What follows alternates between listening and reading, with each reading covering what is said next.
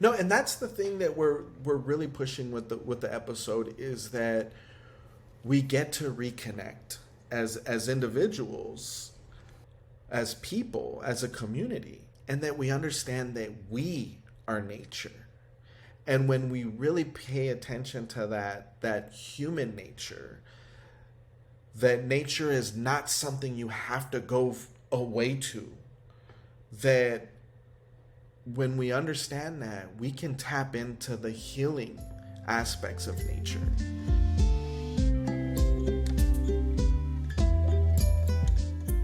This episode is brought to you in part by our sponsor, Tidal Influence, a Californian ecological consulting firm who proudly supports environmental education and all of the diverse conservation efforts that Pelecanus works to highlight.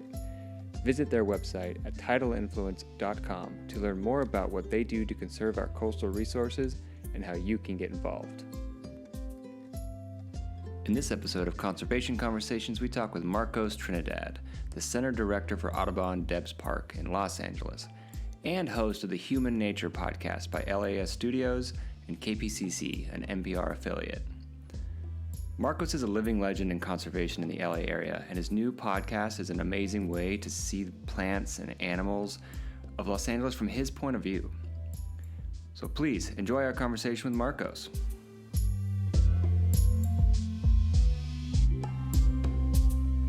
All right, Marcos, thank you so much for joining us.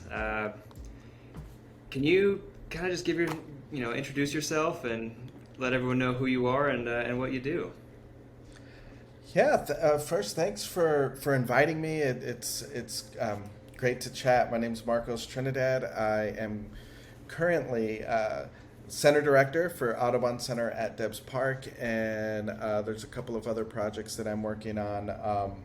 And I do work for Tree People, which is an organization that is based in Los Angeles, but I'm actually doing work out in the Inland Empire with them as a senior regional manager. And then also podcast host for Human Nature with LAS Studios. Yeah, I know just tangentially, I've known of you for a while, and we just met recently, and I know how much you do because you're good friends with our one of our board members, Chris Sarabia, and past podcast interview episode, and I just know that you guys both have your just fingers in so many little pots, and we wear way too many hats to even to even keep count. Man, the work is fun, and a lot of times I just can't sit back and watch folks have all the fun. Yeah. Tell me about Debs Park, because we were totally going to go this week because I'd never been. We wanted to explore it, but tell me about it and kind of what it is and what you guys do there.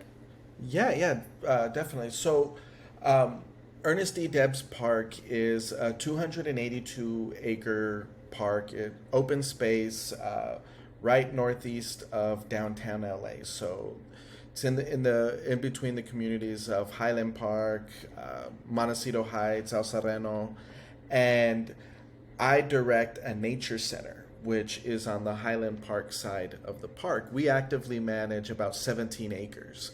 So we do a ton of work there, but we're really community-based.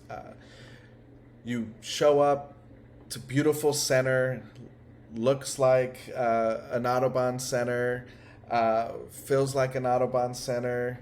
But then as you go in and you participate a little more, you realize that a lot of the work that is being done and really pushing forward is very intentional in terms of inviting the community into the conservation world. As we know, conservation movement has not always been inclusive. So the Audubon Center at Debs Park has really tried hard to serve the Latino community and to really embrace our community on many different levels. So if you were to show up, you could go bird walking, you can go on the hiking trails. We have a number of community events uh, nature, our art in nature, community walks, musical performances, all sorts of things. One of the things that you said that I really resonated with was the word intentional. You said that, like, pretty much everything you guys do there, like, it's intentional. You do that for a reason. You do that to connect with the community. You do that to share the urban nature that you guys have with the local people. And as you said, it's non-traditional constituents, I guess.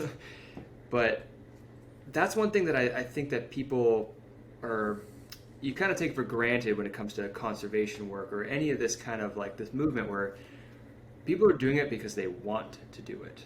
They're doing it because they feel like there's a need for it, and they're doing it because they're intending to make a difference rather than just kind of falling into it and going, I guess we'll do this. And I think that's this, like, there's that theme kind of through everything you do and the, your podcast, which we'll talk about in a second. I was going to say, I love the idea of intentional change. Yeah, no, definitely. And that's a couple of things that, we have to continually explain and lay out there, because folks don't get it. They don't understand what is going into setting these intentions for us as a community, and really as a community that has been doing a lot of this work for some time. It's not that this community is now all of a sudden thinking about the environment or prioritizing the different activities. I mean, just based off of how we live is very intentional, because we don't have the privilege to mess up. And what happens is being able to incorporate that and shed light on it and explain that on a very different level with multiple platforms, we start to learn to value and appreciate the differences. And I think a lot of this comes down to, how we were raised, or some of the things that a lot of people take for granted when we think about the choices that we make in our daily lives, and how we are supporting the environment, or are we making the eco-friendly decision? Because a lot of our communities, we don't have the luxury to just waste water or to not recycle. So it's pretty interesting how we all frame this and how it gets framed, because I'm usually not the first image you get when you think of conservationists. That narrative is changing, because I've been around for some time, and I've been able to see a lot of the community members since they're very little, and I might be the first image that they have seen, and now they're in middle school, high school. So it's changing, but little by little. Yeah, and none of that could have happened without the people before us that made that set those intentions. And as hippie yoga as that sounds, but you set intentions for the day, for whatever you're doing or your program, and you follow through with that. And as you just said, you're kind of seeing generational change because of that, which is that's the goal, right? That's the goal, man. That's what we're here for. Yeah, and so I guess with that, and it's the idea of intention, I kind of wanted to talk about your podcast, Human Nature Days, and of course I had to start with the Palos Verdes Blue Butterfly, but and then What'd you think? How'd you like it? I was very impressed and excited by the accuracy of a lot of the things, of almost everything. There was a few things where I was like, I know he could go like 15 layers deeper, but he's got to keep it at 20 minutes, and he's got to make it understandable for everybody. So that was kind of like, oh, that's, he could go on and on and on about that. I was like, well, no one would want to listen to that. So I got to say, it was awesome, and that PVB is such a cool story. Oh man, I that means a lot. I really appreciate the feedback, and yeah, you're right, man. With producing audio, and especially something for listeners, it is very different. And there are moments that I just want to geek out, and I can go on forever. And we have a ton of audio where it's just that. But then you look at it where it's just like, well, we have to tell a story. Where's the arc? Where are we going to bring it back? What is the intention of the piece?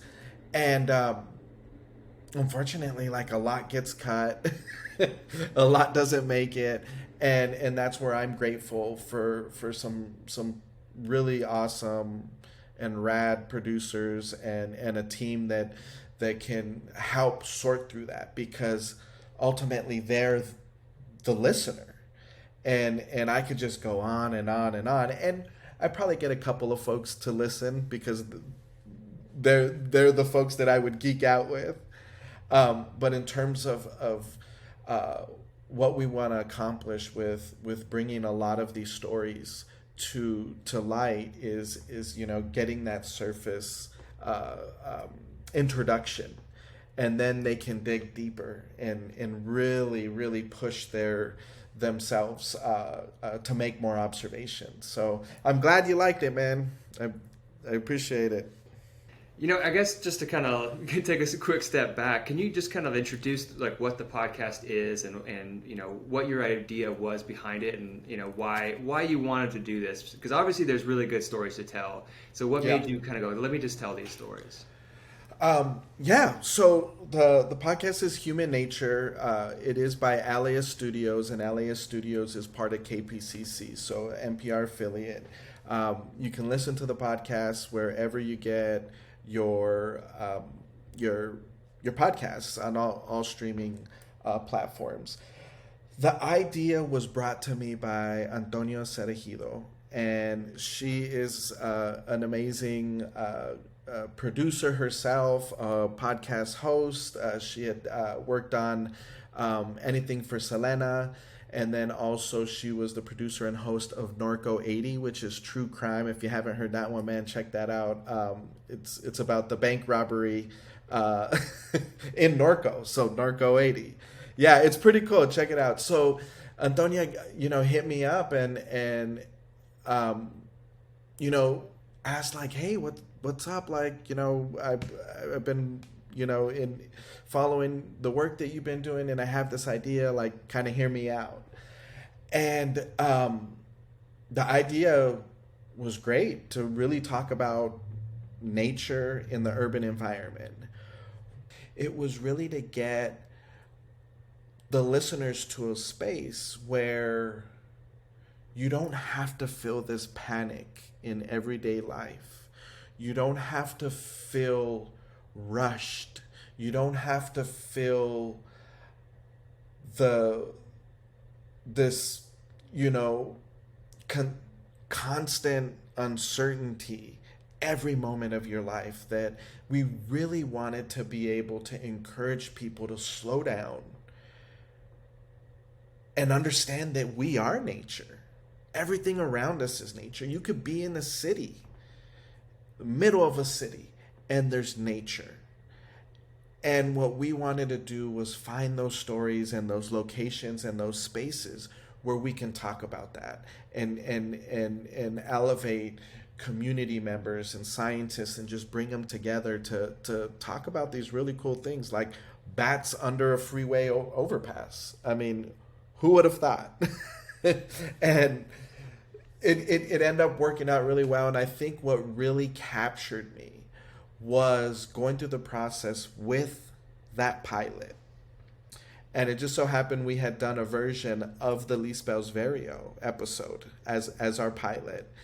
And we were out there. We interviewed a lot more folks. Unfortunately, they didn't make the cut just because there was so much in there. And I'm really passionate not only about Lisbel's Vario in Los Angeles on the LA River, but that park in particular, Rio de Los Angeles in Cypress Park, Lasso Park area. And just going through that process, going into the studio, I just remember being super excited, getting my name badge for you know the KPCC building, and going into the studio for the first time, and seeing the equipment, and then hearing cuts, and then understanding. I'm like, wow, you know what? I never thought about this platform as another tool to get the word out, to share what we're doing. Folks like you, folks like Chris and Palos Verdes, Peninsula Land Conservancy, like all the amazing stuff that is happening. So just being able to do that, and put things together, and highlight the good work that's out there was really motivating, and kind of carried me through the whole process. I mean, it was a lot of work, especially with me working, two jobs and then this as my passion project. That season was pretty intense.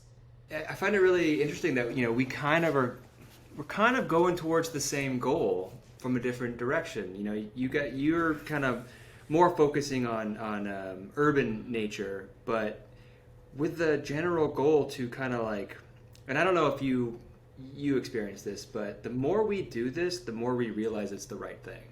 The more people we talk to, the more conservation people, or like the people that are like just discovering the show or whatever, like, hey, I had no idea that this was even quite kind of a concept, a thing, because everything I've heard from when I was 7 was that the world is dying and it's my fault, And so the more we talk to these people, it's like, oh man, there are so many people, and this is just in Southern California, in LA specifically, and this is just one little pocket. If you go to every little town, there's someone, at least one, there's like a friends group or something, and you put all those together, that's a huge movement. Yeah, and that is exactly what it is. And it's not that I don't worry, or I don't have my share of anxiety and panic and uncertainty.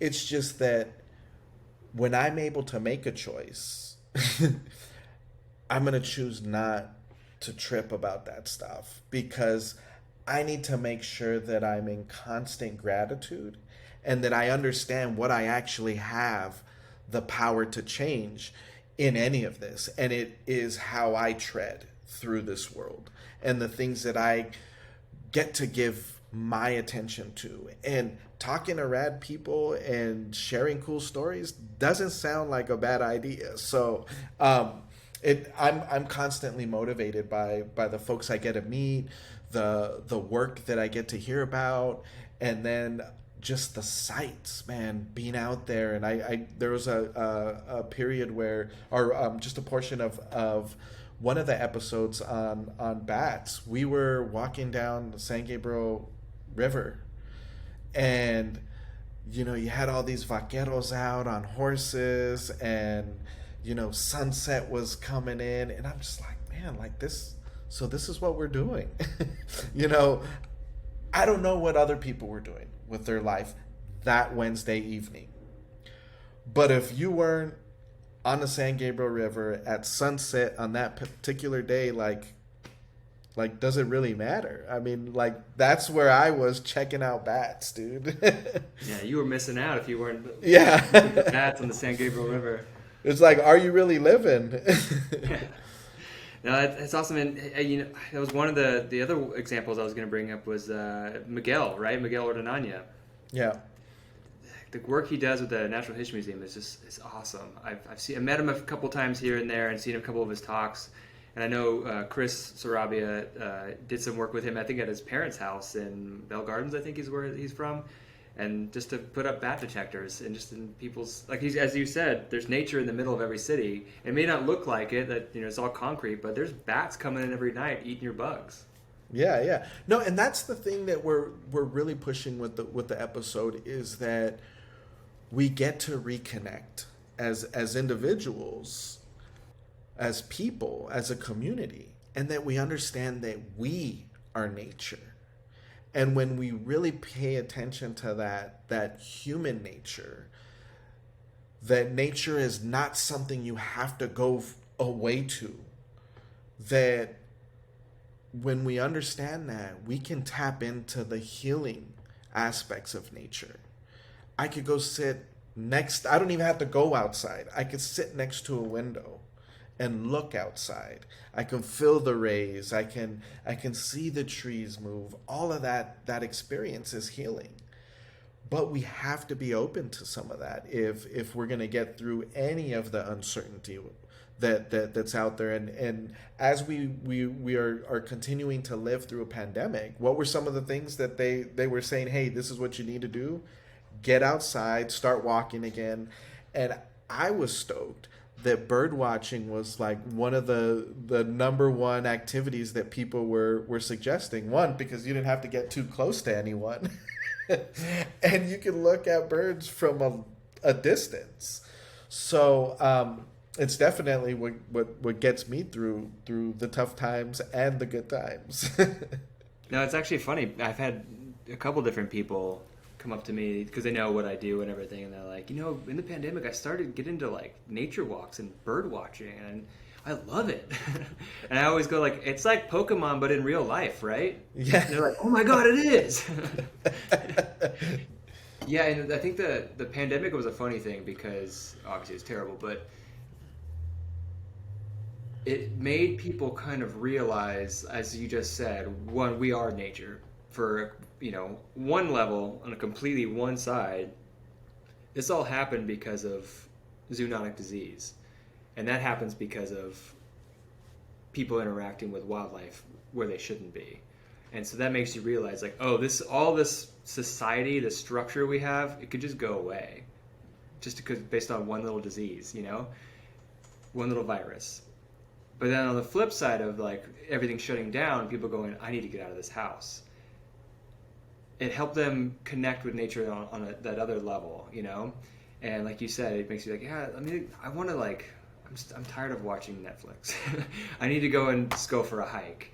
And it kind of makes you realize that, wherever you're at, you can get into that mode. And like you said, it's healing. Totally. And it was a little different for me and my family. I don't know if I shared this before, but I have two children. I have a 12-teen and a 10-year-old. And then obviously, subtract 2 years from that, and they were much younger going through the pandemic. At the time of the pandemic, we were living in a tiny home. So that was 400 square feet for 4 people. And we have lived in a tiny home for as long as they've been alive, so at least 12 years. And, when I tell people that, they're like, oh, pobrecito, or man, I'm sorry. And it's just like, no, like there's a lot of value in that experience. Now, we did have a really large backyard. So it was about maybe 13,000 square feet, but a really tiny house. And we had a pool, and so we did have some spoils. But the thing is, at home, we didn't have internet. And by March, 2020, we not only had internet in the house, we had all the streaming devices, we all had our own personal devices, and then all the streaming services. So the kids were catching up on, 20 years of Simpsons, and they were able to do it in 4 months. And there was a very different experience because we didn't have a TV, and they were just so immersed in that experience because we grew up being outdoors and having that connection. We always had story time. We would always read. We would always be outside. So now that things had shifted a bit, we each had to go through our own little journey. And I just remember for myself,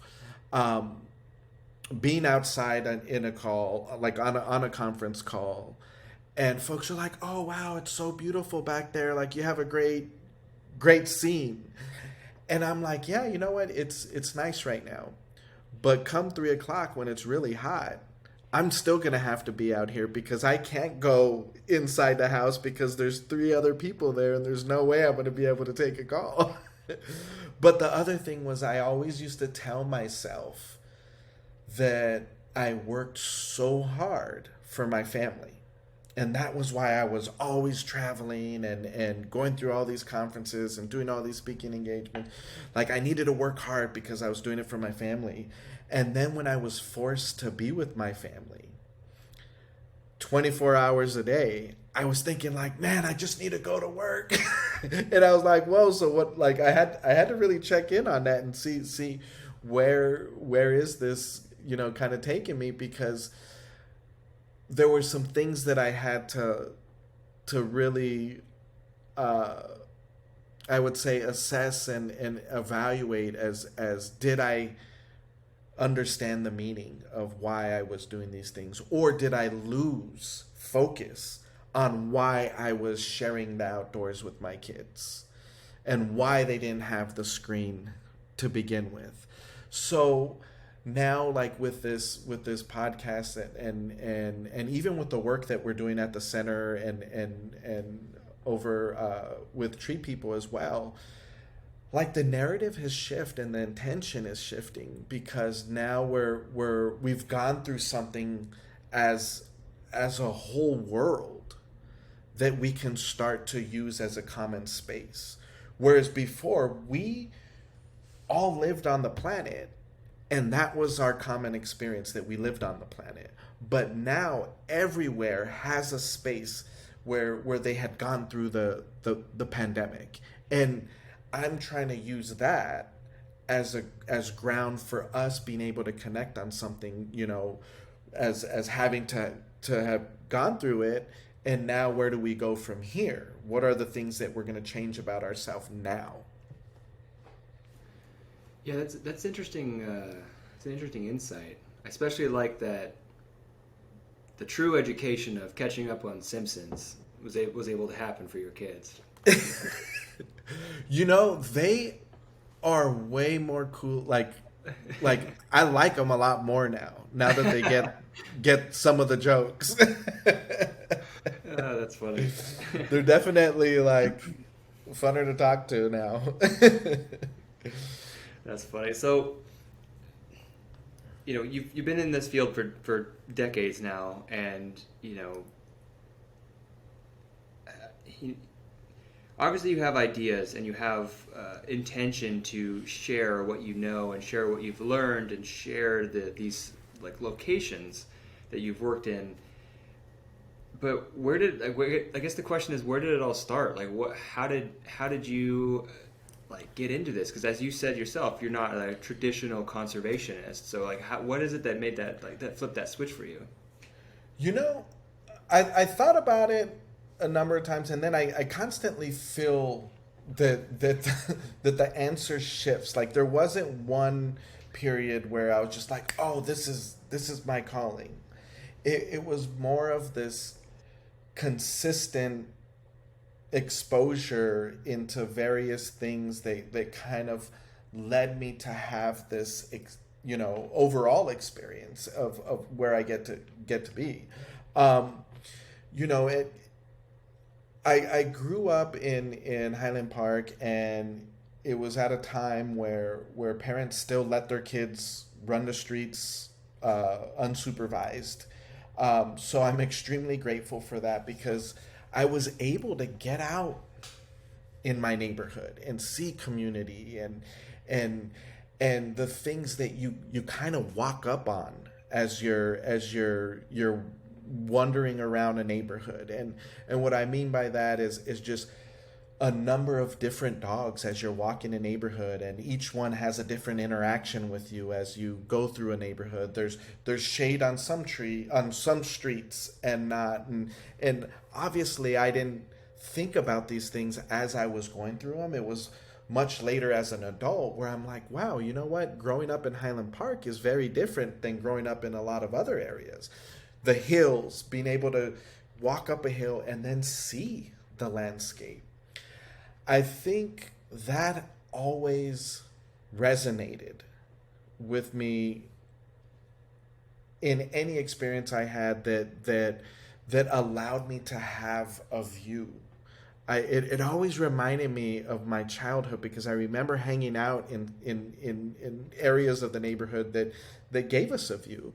I had a treehouse as a kid. Like not many kids in my neighborhood can say they had a treehouse. I mean, it wasn't on our property or on it was on public property at a pick and safe. Um, it was a big old ficus tree, and we were able to hang out there, and it was mainly to get away from parents and any other adults, but it was still that exposure of being in a canopy and having birds around us, and not us really saying, hey, look, we're bird watching, but it was more of like, whoa, this is an experience. I think it was definitely, there was a moment when I was in the military. I don't know if I also shared that. I was in the military for a bit of time, and my job had me out in the field a lot, and a ton of gear, a lot of ruck marching, and then there were moments where we're kind of just sitting in that foxhole, and you can hear sounds, nature, and all of these things. And then later as a civilian, we call backpacking, and that, and it's a fun experience. I remember having those moments where I'm like, whoa, like this is what it was like when I was in the military with this heavy backpack. I just walked all day, and then now I'm like sitting, and I can really feel the environment. And then understanding as I was studying geology and anthropology in school, like, whoa, you can actually have a job in this. And then going on field studies out in Death Valley, and up the Central Valley, and all these really beautiful places that not a lot of folks will voluntarily go to if they had their first pick. And having those shared moments with people, and really being able to at that point put my finger on it, where it's just like, wow, like there is a pathway to being able to do something that I really enjoy, that I feel nurtures me, that motivates me, that inspires me, and also make a living. And I think at that point, I just volunteered everywhere, man. I was volunteering nonstop, doing all sorts of things. And the thing was that me being of service, me being in the field, me being allowed to be a part of these projects was so motivating for me that I was willing to do it all. I was willing to help carry the equipment. I was willing to help clean up. And it got to a point where folks started to notice that, and started giving me a lot more opportunities that not a lot of folks were getting. So I think that, naturally helped me, advance in my career at a pretty fast rate. And then just having the experience from being from the neighborhood, and being able to reach an audience that not a lot of folks were able to reach, and having the background that I did in terms of a lot of the social justice of growing up in neighborhoods, growing up in a time of struggle, and being able to apply that to some of these healing properties had allowed me to work as a partner, and someone that was collaborating with other folks to reach a common goal. I'm hearing you say a lot of things that kind of resonate with what we are also trying to say. We're trying to share this experience with as many people as possible, and the best word we can come up with is optimism or hope. And we have a series called The Possibilists, where it's like, it's not optimistic, it's not pessimistic, it's possibilistic. Like, if we want to do it with intentional change, intentional intention, I guess, we can do whatever we want as a society. We just have to make it a priority. with that, so with the optimism and the possibilism, like how, why is that? I guess why is that important to you? Like, what is it about that like makes it a core tenet of what you're doing? I've used intention a lot, just as some a way to describe how we're doing what we're doing, and making sure that's there. But it's not that I wake up every morning and I'm just like, all right, guys, let's go on and do this. I wake up and I go through the motions like everyone else does. But what I've learned is when I do this work, when I'm focusing on conservation and my impact on this planet, I feel I'm the best version of myself. And when I feel that I'm the best version of myself, that motivates me to continue to do those things. So they become a habit. They become part of my life. And if I can only focus on eating healthier, it would be something that would really be, because that's something that we're kind of working through. And not to get too philosophical, with it, but it's really getting to a point where I feel what is nourishing is really being of service to others. Because one, it keeps me from focusing on everything that's going on here, kind of like all that stinking thinking, that cycle of me saying, oh, well, I could be better, or maybe I'm not doing this right, or maybe I don't deserve to be the director of a nature center. Maybe I don't deserve to have a podcast. If I do it with again, an intention of me not saying, hey, I want to be the next Joe Rogan, but me saying, hey, you know what?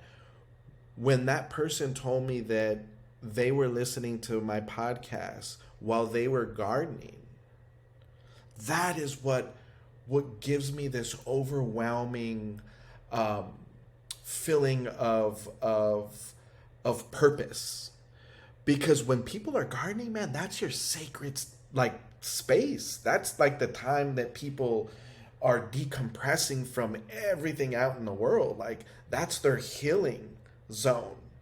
So for me to have this shared energy is really like the only active decision I get to make is being open to it.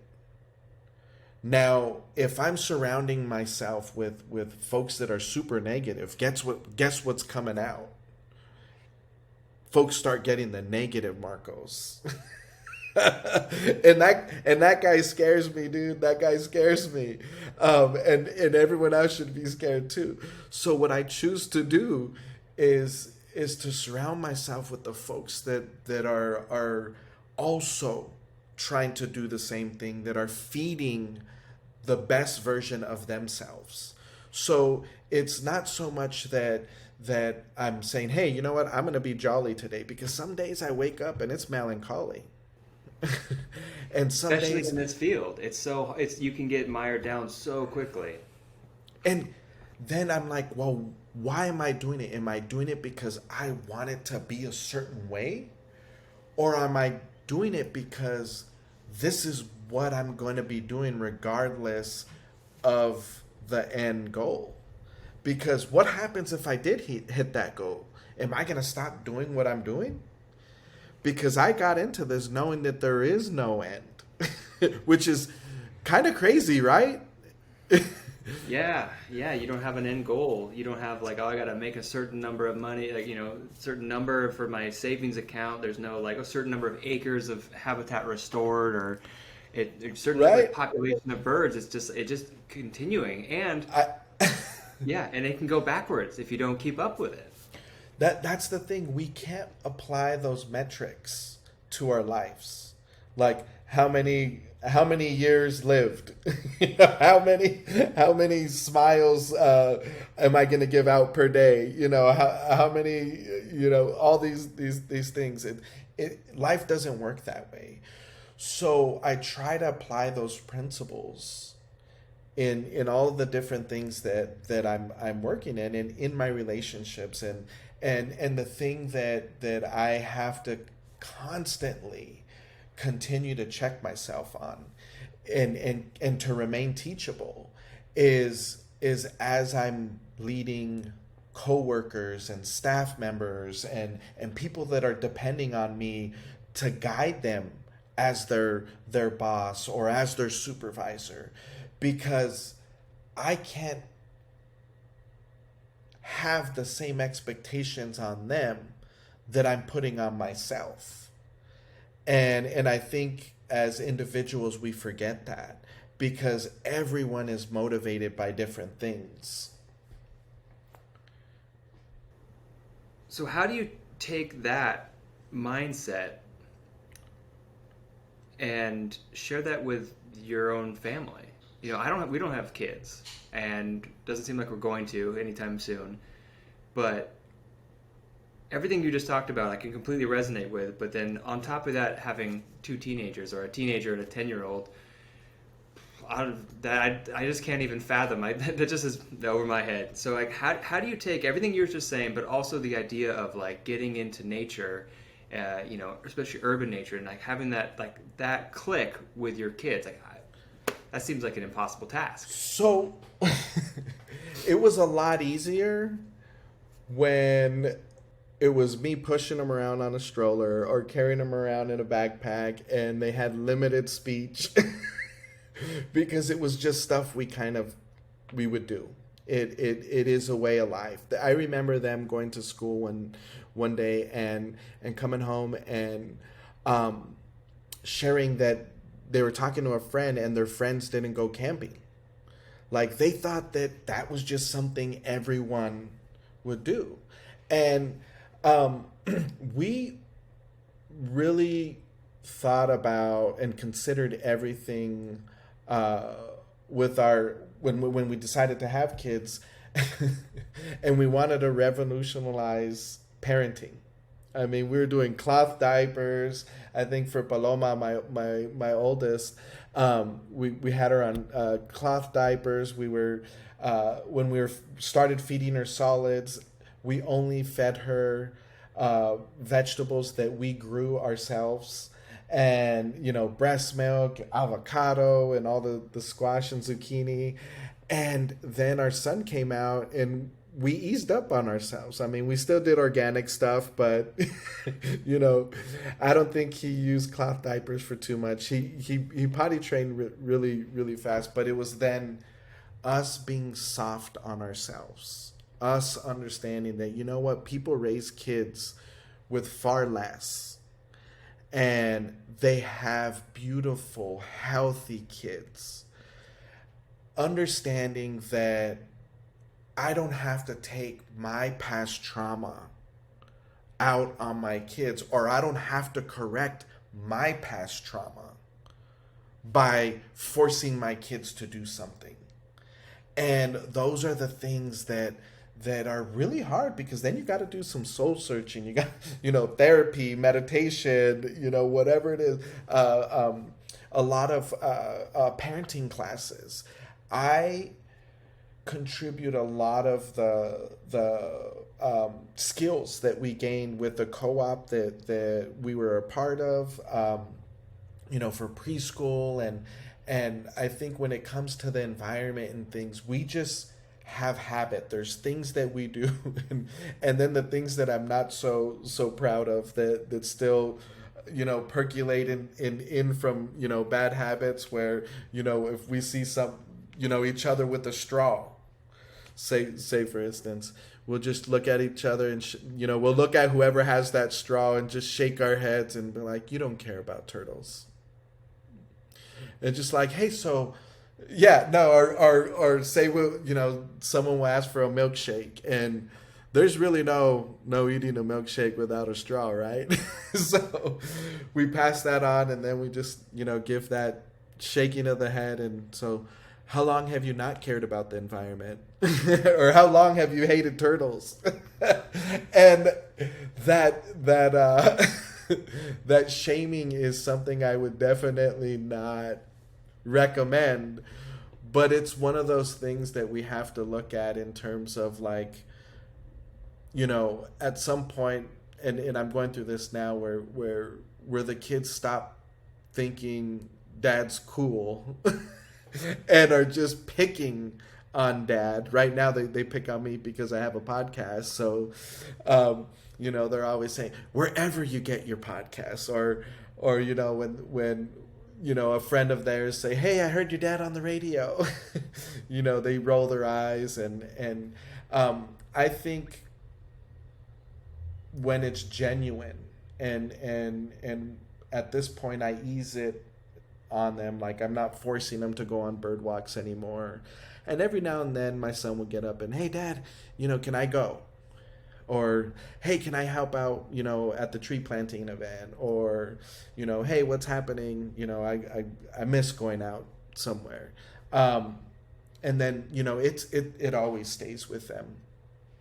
So I guess, maybe it's advice on other parents or just general, but how do people get involved? And, this could be with your organizations or just, in general, wherever they're at. They may not be in LA, so, Yeah. What would you, what steps do you think people should take to just get involved?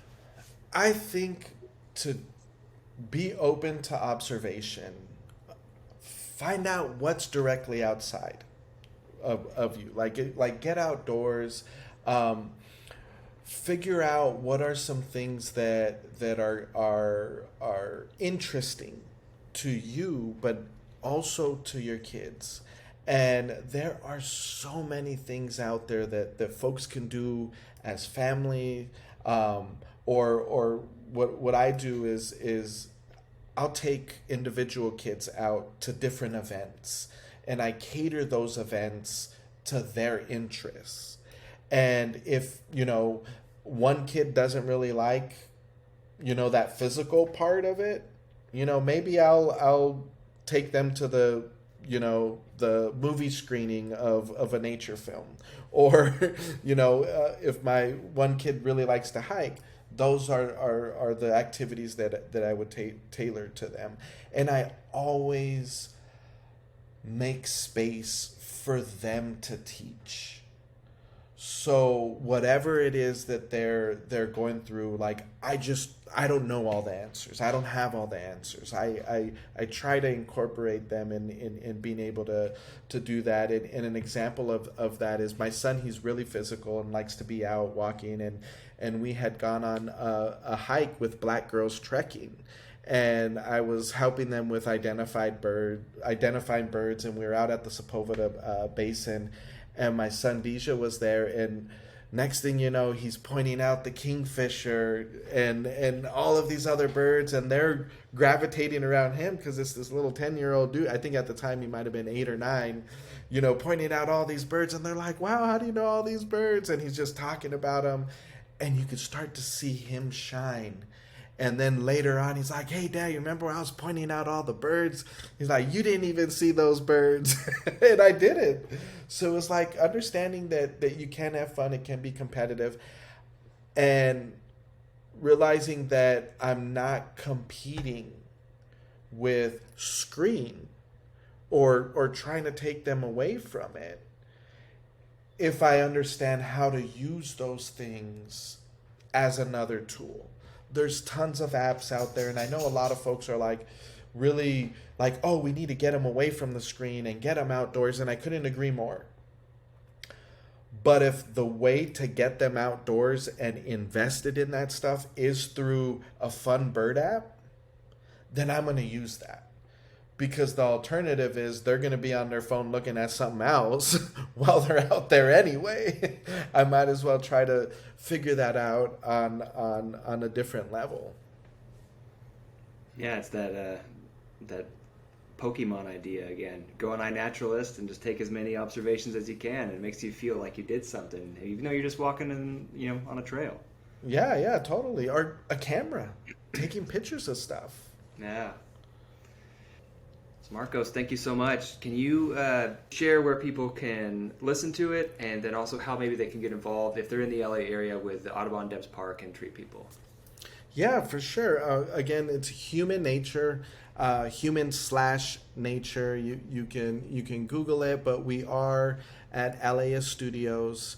You could go on to laist.com and scroll down to their podcast. You can find us there, and we're on all the streaming devices, Spotify, Apple. Definitely give it a listen.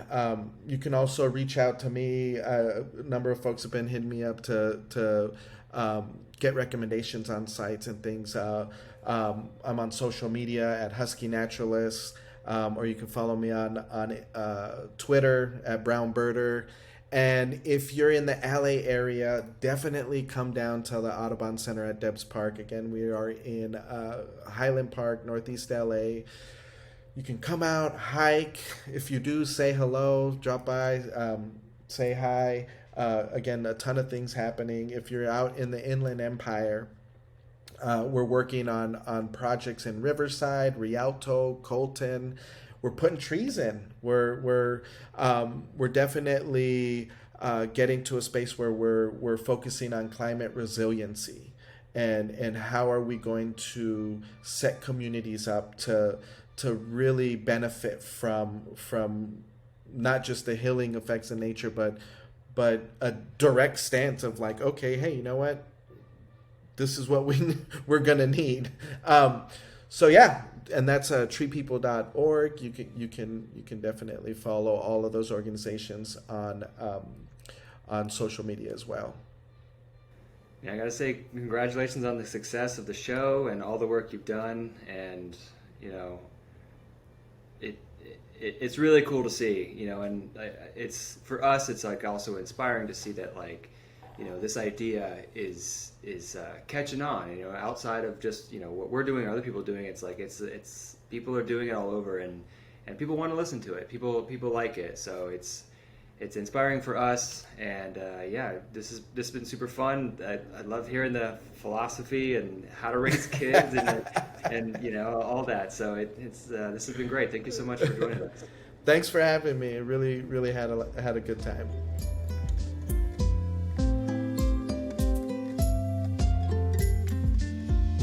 Thank you again to Marcos for his time. Please check out his podcast, Human Nature. It's a real fun one. Host and producer for this episode is Austin Parker. Music was provided by A Picture Book Studios. Thank you again for tuning in. We'll talk to you next time.